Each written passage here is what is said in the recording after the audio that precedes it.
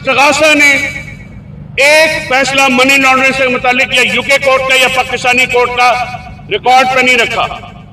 میں نے پہلے دن کہا تھا کہ یہ جج صاحب فریت کا کیس ہے، جج فیصلہ ڈھونڈ رہا ہے۔ اس جج کی جو تاریخ ہے وہ بھی ہم ایکسپوز کریں گے۔ ہینڈ پک ایسا جج جس کو سپریم کورٹ نے ڈکلیئر کیا کہ وہ جج لگنے کے قابل نہیں ہے۔ ایک ایسا شخص اٹھایا گیا جس نے بددیانتی کی مثال قائم کر دی، جس نے عمران خان صاحب کو سزا دے کے اپنی وفاداری اور اپنی اپوائنٹمنٹ کو جو ہے جسٹیفائی کیا۔ یہ ایک بیہودہ کیس کا ایک بیہودہ فیصلہ ہے۔ اس فیصلے کے خلاف ہم ہر جگہ پہ جائیں گے اور اس فیصلے کو پوری دنیا میں جو ہے ہم اس کے خلاف مذمتی قراردادیں بھی پیش کریں گے۔ آج کا دن دوبارہ ایک سیاہ ترین دن ہے۔ آج کا دن پاکستان کی عوام کے حقوق کے اوپر پھر ڈاکہ ڈالا گیا۔ آج کا دن عمران خان کو سیاسی طور پہ ٹارگٹ کرنے کی ایک اور بہیمانہ کوشش ہے۔ آج کا دن بشرا بی بی کو عمران خان کی زوجہ ہونے کی سزا دینے کا دن ہے۔ آج کا دن یہ بات اسٹیبلش کرتا ہے کہ اس ملک میں نظام عدل تباہ ہو چکا ہے۔ اس ملک میں نہ عدالتیں شہری بنیادی حقوق کی حفاظت کر سکی ہیں، نہ ہی وہ قانون کے مطابق فیصلہ دے چکی ہیں۔ یہ قانون کے مطابق یہ فیصلہ، یہ مقدمہ پہلے دن ہی کوش ہو جانا چاہیے تھا۔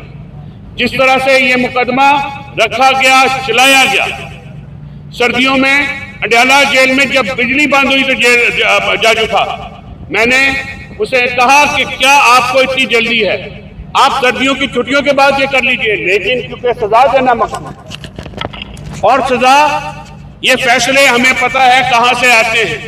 یہ لکھے لکھائے فیصلے جس میں عوام کی امنگوں کے ترجمان اور عوام کے سب سے پاپولر لیڈر عمران خان کو سزا دینی ہوتی ہے، فیصلے واٹس ایپ پہ آتے ہیں، یہ فیصلے کسی اور جگہ سے آتے ہیں، یہ فیصلے لکھے نہیں جاتے۔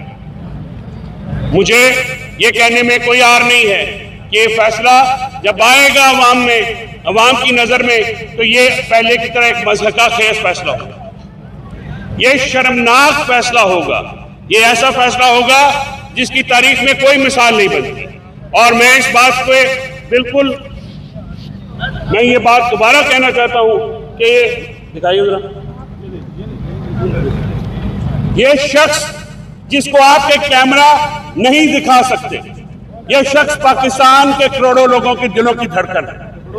یہ پاکستان کے سمیت دنیا کے پاکستانیوں کے دلوں کی دھڑکن ہے۔ انشاءاللہ آپ عمران خان کو سزا دے کے یہ سمجھتے ہیں کہ آپ لوگوں کے دلوں سے محو کر سکیں گے، تو یہ آپ کی بھول ہے۔